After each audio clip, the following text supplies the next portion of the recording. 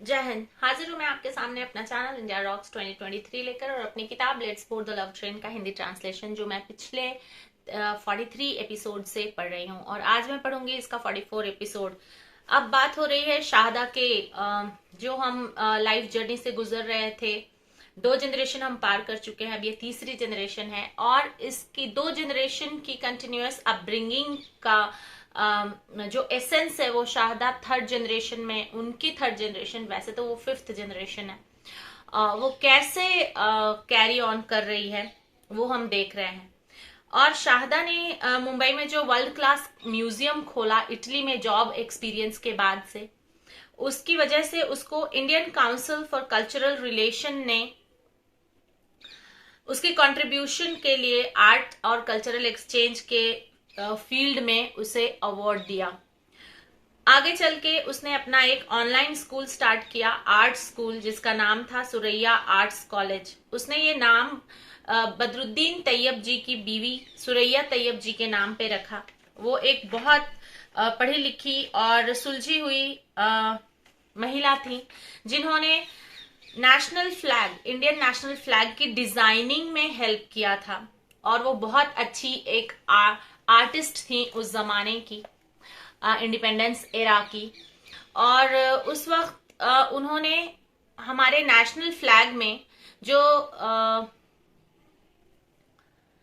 Spinning wheel था जिसे mister पेंगाली Venkaiah ने डिजाइन किया था, उसको रिप्लेस करके उन्होंने वहां पे अशोक चक्र लगाया था।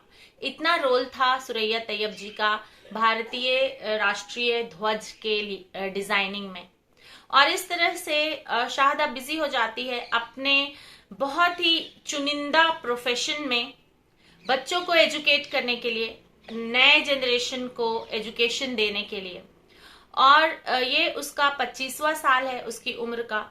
और इस साल उसने अपनी दादी माँ को भी नेचुरल एजिंग की वजह से खो दिया होता है, उनकी डेथ हो जाती है। और इस तरह से जो फॉर्मेशन हुआ बहुत तह पर तह, बहुत 25 साल के ड्यूरेशन में उसने शाहदा को नेचुरल चेंजेस से गुजारा, उसकी चाइल्डहुड से लेके एडल्टहुड की जर्नी में। और ये सारी चीजें शाहदा ने अपने पैलाचीन माउंटेन के जैसी स्ट्रॉन्ग पर्सनालिटी को बनाने में मदद किया। और अब वो बढ़ रही थी अपने मैरिड लाइफ की तरफ। उसके पेरेंट ने उससे पूछा कि उसको कोई लड़का पसंद है क्या जिससे उसको शादी करनी है। वो बताती है कि वो वेट कर रही है अपने पेरेंट की तरफ से एक राइट पार्टनर मिलने की। वो बताती है कि आप लोगों की पसंद पहले मेरी प्रायोरिटी होगी, लेकिन अगर आप लोगों की पसंद में से कोई लड़का मुझे इस काबिल नहीं लगेगा कि जिसके साथ मैं जिंदगी के सफर पे ना चल सकूं, तो फिर मैं अपना व्यू वहां पे दूंगी। ये बात सुनकर उसके पेरेंट्स मुस्कुराते हैं और कहते हैं कि हर मजहब ने हर इंसान को अपना लाइफ पार्टनर चुनने का अधिकार दिया है और इसलिए हम भी तुम्हें ये अधिकार देंगे, क्योंकि मजहब इंसान को मॉरल वैल्यूज बढ़ाने का तरीका होता है और शादी मॉरल वैल्यूज इनकलकेट करने की जर्नी होती है, शुरू होती है वहां से जर्नी। तुम अब अगली जनरेशन को मॉरल वैल्यूज इनकलकेट करोगी और इसका जो ग्राउंड होगा वो खुद मॉरल वैल्यूज के ऊपर अगर खड़ा हो तो ज्यादा अच्छा होगा। क्योंकि माँ बाप जो होते हैं, लीडर होते हैं अगली जनरेशन को गाइड करने के लिए, अगर उनके मॉरल वैल्यूज में ही प्रॉब्लम हो जाएगी वहां पे ग्राउंड में, और हम तुम्हें इसकी इजाजत नहीं देंगे अपना लाइफ पार्टनर चुनने की, तो फिर ये खराब रीत एक चलेगी मजहब के नाम पे, मैनिपुलेशन इसको कहा जाता है, जो हम शुरू करेंगे तुम फॉलो करोगी और तुम फिर इसको अगली जनरेशन तक पहुंचा दोगी और इस तरह से गलत चीज सच साबित हो जाएगी जनरेशन दर जनरेशन। इसलिए अल्टीमेट डिसीजन जो भी होगा स्पाउस के बारे में वो तुम्हारा ही होगा। वो इस बात को अग्री करती है और अपने लाइफ पार्टनर की तलाश के लिए अलग अलग वेबसाइट्स पे एप्लीकेशंस डालती है। और यहीं पे खत्म होता है उसकी पर्सनालिटी कैसे फोल्ड माउंटेन के जैसे स्ट्रांग बनती है। कहते हैं गृहस्थी जो होती है वो सारे लाइफ जर्नी के जो सारे पड़ाव होते हैं उनमें सबसे ज्यादा स्ट्रांगेस्ट कैरेक्टर मांगती है। पढ़ाई लिखाई के टाइम तो हम कभी फेल हो जाते हैं, पास हो जाते हैं, हमारा पर्सनल अचीवमेंट होता है, हम किसी क्लास में फेल हो गए, हम किसी क्लास में पास हो गए, उसमें उतना फर्क नहीं पड़ता। लेकिन जो गृहस्थी होती है उसमें बहुत समझ समझ के चलना पड़ता है। अगर हमने कहीं पे भी चूक की तो अब सिर्फ हमारा परिवार नहीं है क्रिटिसिज्म के लिए, सामने वाले का भी परिवार है। एक्सटेंडेड क्रिटिसिज्म हो सकता है बच्चों का, और एक्सटेंडेड अप्रिसिएशन भी हो सकता है। और बच्चे जो हैं वो अप्रिसिएशन और क्रिटिसिज्म के एक दौर से गुजरते हैं अपने चाइल्डहुड से लेके एडल्टहुड तक, क्योंकि एजुकेशन सिस्टम जो है A1 A2 B1 B2 C1 C2 ये सब करके उसने बच्चों के अंदर इनकलकेट कर दी है एक हैबिट अप्रिसिएशन और क्रिटिसिज्म का। जब उनको A1 मिलता है तो उन्हें बहुत अच्छा फील होता है, जिस पेपर में वो C2 ले आते हैं उस पेपर में वो डिमोरलाइज हो जाते हैं। तो इस तरह की जो चीजें हैं वो ना चाहते हुए भी बच्चों के अंदर अप्रिसिएशन के लिए ललक पैदा कर देती हैं, और फिर बच्चे जिंदगी में हर मोड़ पे चाहते हैं कि हमारी तारीफ हो। और आप सब भी हमारी तरह इसी समाज में जीते हैं तो आपने देखा ही होगा कि तारीफ कितनी होती है और बुराई कितनी।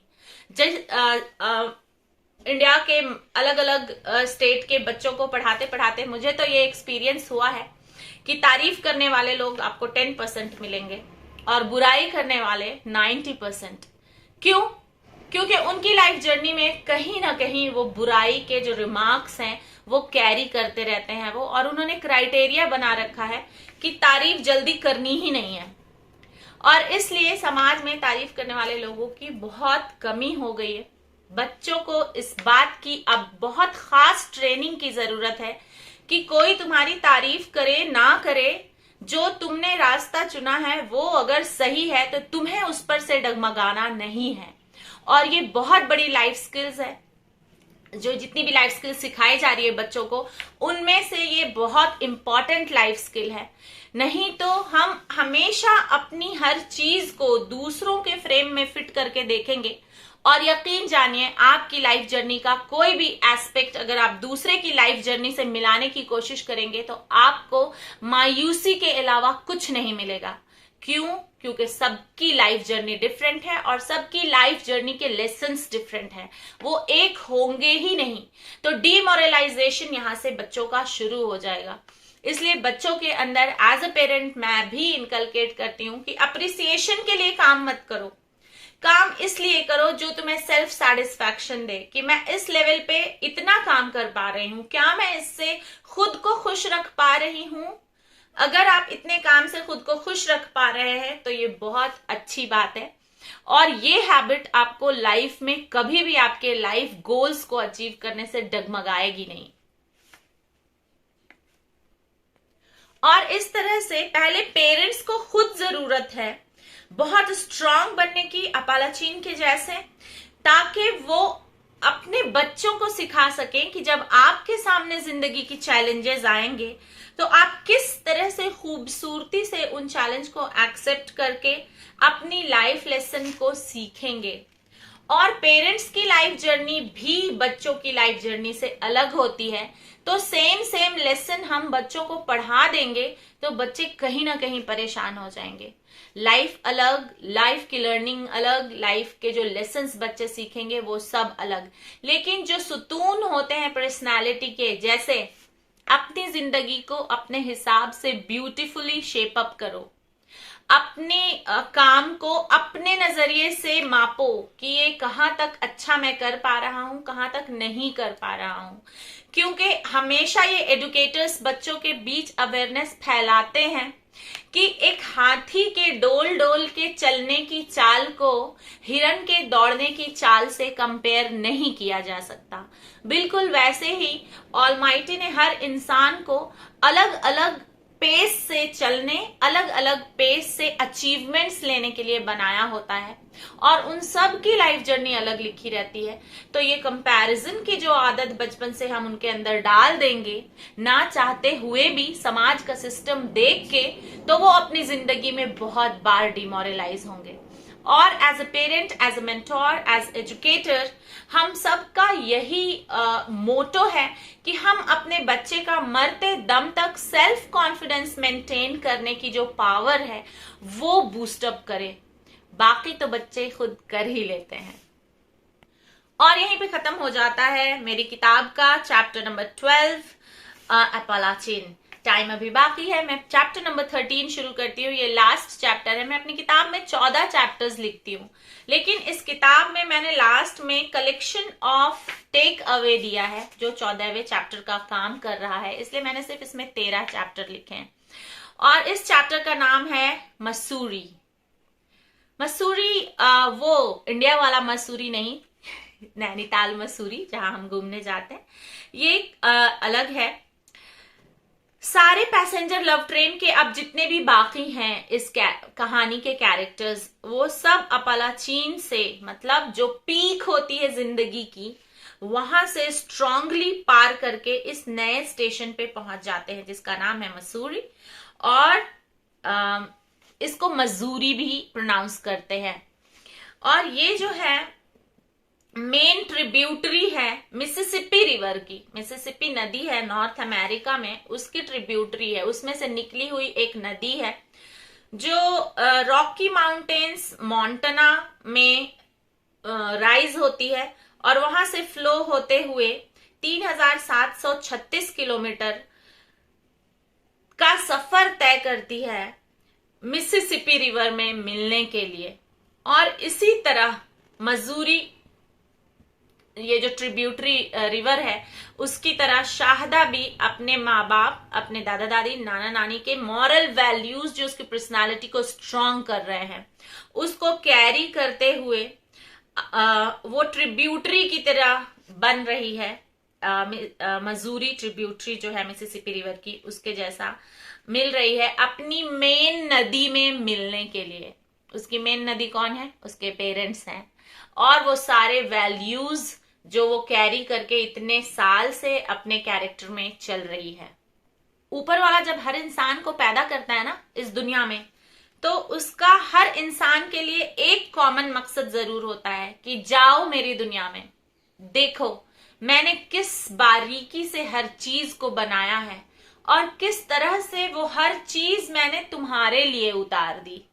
जाकर के देखो, उसको ग्रैटिट्यूड पे करो, शुक्र करो कि मैंने तुम्हारे लिए नदी से, पहाड़ से, समंदर से, नमक से लेके शक्कर तक बनाने का इंतजाम कर दिया है। और ये पूरी जर्नी करते करते कदम हर कदम मेरा शुक्र करना कभी भूलना मत। और अपनी जिंदगी से जो तुम्हें फिक्स टाइम मिला है, कहते हैं हर चीज की एक्सपायरी डेट होती है, बिल्कुल वैसे ही ह्यूमन लाइफ की भी एक्सपायरी डेट होती है। तो स्टार्टिंग से लेके एक्सपायरी डेट जो तुम्हारी होगी, तब तक अपनी लाइफ जर्नी को इतना खूबसूरती से क्रिएट करो कि कहीं ना कहीं तुम्हारी आने वाली जनरेशन तुम्हें ऑलमाइटी की क्रिएशन समझ के जोड़ ले। जिस तरह से वो खूबसूरती से दुनिया सजाता है, दुनिया बनाता है, और वो सब तुम अपने बंदों के लिए छोड़ देता है, यूज करो। और उसको यूज करते करते हर कदम पे तुम्हें एहसास होगा कि मैं तुमसे कितनी मोहब्बत करता हूं। और बिल्कुल उसी तरह माँ बाप का एक रोल होता है, हर छोटी छोटी चीज क्यूरेट करते जाओ, बनाते जाओ, करते जाओ, और जब मौत आती है तो बच्चों के लिए सब दे करके चले आते हैं। और तब कहते हैं कि माँ बाप के पैरों के नीचे जन्नत होती है। जब हम अल्लाह के जैसे अपने अंदर वो जज्बा पैदा करते हैं अपनी सब चीज को अपने बच्चों पे फिदा कर देने की। शायद अपनी लाइफ से अभी तक ये सीख चुकी होती है कि लाइफ जर्नी में छोटी बड़ी गलतियां होती ही रहती हैं, और गलती करना सीखने की पहली सीढ़ी होती है। मेरे बेटे को प्रोजेक्ट मिलता है, जब वो बनाने बैठता है तो उसको बहुत बेचैनी होती है, नहीं करना है मम्मा, नहीं करना है। उसको आर्ट्स में इंटरेस्ट नहीं है, बहुत कर्वी लाइंस लेने पड़ते हैं आर्ट्स में, और फिंगर मसल्स अगर बहुत स्ट्रांग नहीं होते हैं तो बच्चों को आर्ट में इंटरेस्ट नहीं होता। तो उसको रेडी करना ही प्रोजेक्ट के लिए एक बहुत बड़ा टारगेट होता है, और कितने तरह तरह के एग्जाम्पल, तरह तरह के बहाने, अपना मूड कंट्रोल करके उसको बिठाया जाता है कि चलो अब करो, क्योंकि प्रोजेक्ट उसका है तो करना उसी को है। और ये छोटी छोटी चीजें लाइफ स्कूल प्रोजेक्ट्स की बच्चों को सिखाती हैं कि तुम्हारी लाइफ है, तुम्हारी अचीवमेंट है, तो चैलेंज भी तुम्हें ही एक्सेप्ट करना होगा। तुम्हारे बदले अगर मैं प्रोजेक्ट बना के रख दूं तो बहुत सुंदर सा प्रोजेक्ट मैं बना दूंगी, क्योंकि 9 साल के बच्चे का प्रोजेक्ट 40 साल की मां तो आराम से बना ही देगी। लेकिन अचीवमेंट क्या होगी फिर इसमें? Zero, cheated achievement. वो तो सब देख ही रहा है अचीवमेंट किसकी है। तो हमें अचीवमेंट बच्चे की ही करानी है, तो 9 साल के हिसाब से बच्चा जो करेगा वो ही उसकी अचीवमेंट होगी, और उस पे ही पेरेंट्स को ताली बजाना है। अपनी उम्र से कंपेयर नहीं करके तुमने खराब बना दिया, तुमने ऐसा बना दिया, तुमने वैसा बना दिया, ऐसा कर दिया। तो यहाँ पे पेरेंट्स को बहुत सिंसियरिटी के साथ उसको गाइड करना होता है उसकी उम्र के हिसाब से। जब हम टीचिंग वर्कशॉप्स हमारी होती है और तरह तरह की पर्सनालिटी डेवलपमेंट वर्कशॉप्स होती है, उनमें हमेशा सिखाया जाता है एक टीचर को, जैसे कि मैं 9 साल से लेके 15 साल तक के बच्चों को पढ़ाने के एक्सपीरियंस से गुजरी। तो उसमें उन्होंने यही सिखाया कि जब आप, एक ही मैं हूं, लेकिन जब मैं 9 साल के बच्चे को पढ़ाने बैठूंगी तो मैं उसके लेवल की बात करूंगी। जब मैं 10 साल पे पढ़ाने बैठूंगी तो उसके लेवल की बात करूंगी। 10 साल वाले बच्चे से 9 साल के लेवल की बात, 9 साल के बच्चे से 10 साल के लेवल की बात, उनके कोर्स में से जो है उतना ही पढ़ाना है उनको। नहीं तो बच्चे परेशान हो जाते हैं कि ये क्या चल रहा है हमारे साथ। बिल्कुल वैसा ही जिंदगी के सफर में भी होता है। हमें अलग अलग उम्र के लोग मिलते हैं, हमें अलग अलग एक्सपीरियंसेस के लोग मिलते हैं, लेकिन उनके लाइफ एक्सपीरियंसेस को हमें अपने लाइफ एक्सपीरियंसेस से कहीं भी कंपेयर नहीं करना होता है। सिर्फ सुनना होता है कि वो क्या कह रहे हैं, बस दैट्स इट।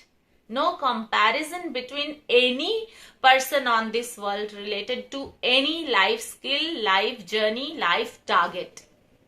और इस लाइफ जर्नी से शाहदा खुद को तैयार कर चुकी है एक मदरहुड के रोल के लिए, और ये समझ चुकी है कि बच्चों को सबसे ज्यादा खूबसूरत और मोहब्बत का जो जरिया होता है वो माँ बाप होते हैं। उनको एहसास दिलाने के लिए कि तुम बहुत खूबसूरत हो, और तुमको अपने अंदर सेल्फ डिसिप्लिन पैदा करनी है। सेल्फ डिसिप्लिन पैदा करने के साथ साथ जब हम बच्चों को एहसास दिलाते हैं कि बहुत खूबसूरती से तुम्हें ऊपर वाले ने बनाया है किसी खूबसूरत लाइफ जर्नी से गुजरने के लिए, तो बच्चे रेडी हो जाते हैं अपनी गलतियों को एक्सेप्ट करने के लिए, अपने रिग्रेट्स को एक्सप्लेन करने के लिए। और जो इंसान अपनी गलतियों पे को एक्सेप्ट करने का पावर रख लेता है, सिर्फ वही इंसान माफी की पावर अपने अंदर ग्रो कर पाता है। माफ कर देने की जो पावर होती है बहुत आसान नहीं होती, सबके बस में नहीं होता है किसी सामने वाले को आराम से माफ कर देना।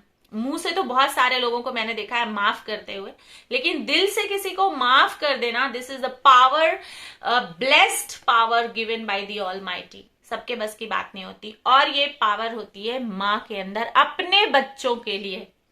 मैंने बहुत सारी माँओं को देखा है जो माफ करने का पावर अपने बच्चों तक ही सीमित रखती हैं, लेकिन आप एजुकेशन में जब जाएंगे तो आप सीखेंगे कि कैसे मेरा बच्चा जब गलती करता है प्रोजेक्ट बनाने के टाइम, तो मैं कैसे पेशेंटली उस बच्चे को बोलती हूँ कोई बात नहीं, ये रब कर दो, दूसरा बना लेते हैं। और यही सेम पावर मैं अपने स्टूडेंट्स के लिए भी यूज करती हूँ स्कूल में जब मैं उनको पढ़ाने जाती हूँ। और यही पावर जो होती है, ये पावर ऑलमाइटी की दी हुई होती है। सबको वो इस ब्लेस्ड पावर से नूरानी नहीं बनाता, बहुत चुनिंदा लोगों को बनाता है। तो अपनी गलती को पहचानना। और मैं जब अपनी लाइफ जर्नी से गुजरी तो मुझे समझ में आया कि मैंने लाइफ में किधर किधर कैसे कैसे गलती की है, और मैंने जब अपनी गलती को एक्सेप्ट किया कि यहाँ पे मैं गलत हो गई थी यहाँ पे, तो फिर मैंने उस चीज को दोबारा रिपीट नहीं किया अपनी लाइफ में। गलती से सीखने का यही बहुत बड़ा लर्निंग होता है कि जब एक बार गलती हो जाती है हम उसे रिपीट नहीं करते अपनी जिंदगी में। और ये चीज बच्चे भी अपनी लाइफ जर्नी में, एजुकेशन जर्नी में सीखते हैं। और एप्लीकेशन के टाइम बहुत बार एक ही गलती को दोहराते जाते हैं। इसका भी कोई फिक्स पैरामीटर नहीं है कि एक इंसान एक बार गलती करके सीख ही जाएगा। बहुत सारे बच्चे होते हैं 2 बार गलती करते हैं, 3 बार गलती करते हैं, सेम गलती सालों करते जाते हैं, उसके बाद वो सीखते हैं। तो बिल्कुल ऐसे ही लाइफ जर्नी भी होती है। हर इंसान की अलग, गलती को एक्सेप्ट करने की ताकत अलग, गलती को नहीं दोहराने की कुव्वत अलग, और माफ कर देने की ताकत बहुत कम लोगों में देखा है मैंने अपनी जिंदगी में। और जुड़े रहिए मुझसे इसी तरह की चीजों को जानने के लिए और अपनी पर्सनालिटी को अपालाचीन बनाने के लिए। डिफरेंट टाइप ऑफ कैरेक्टरिस्टिक्स जो ऊपर वाला ब्लेसिंग दे करके आपके अंदर in the course of time develop करता है। और जब कोई ब्लेसिंग ऊपर वाले से मिलती है ना, तो वो 5 साल 6 साल की बात नहीं होती है, उसमें बहुत लंबा वक्फा होता है, तब जा करके हमारी पर्सनालिटी अपालाचीन बनती है। तब तक के लिए जुड़े रहिए मुझसे, सीखने के लिए बहुत सारी लाइफ स्किल्स जो इस बुक के लास्ट चैप्टर में मैं इकट्ठे पढ़ूंगी कि ये बुक क्या क्या लाइफ स्किल्स को फ्री ऑफ कॉस्ट आपके लिए लेकर आया है। अभी तो लाइफ स्किल इंट्रोड्यूस ही हुई है कुछ स्टेट्स के कुछ स्कूलों में। एम्पावर जिसके अंडर में मैं as a life skill trainer job करती हूँ, वो 7 स्टेट में इंट्रोड्यूस हुई है और 250 के ऊपर स्कूल्स में अभी इंट्रोड्यूस हुई है। इंडिया बहुत बड़ा है और there is long way to go to inculcate life skills among children. जीते रहिए, खुश रहिए, आबाद रहिए। जय हिंद।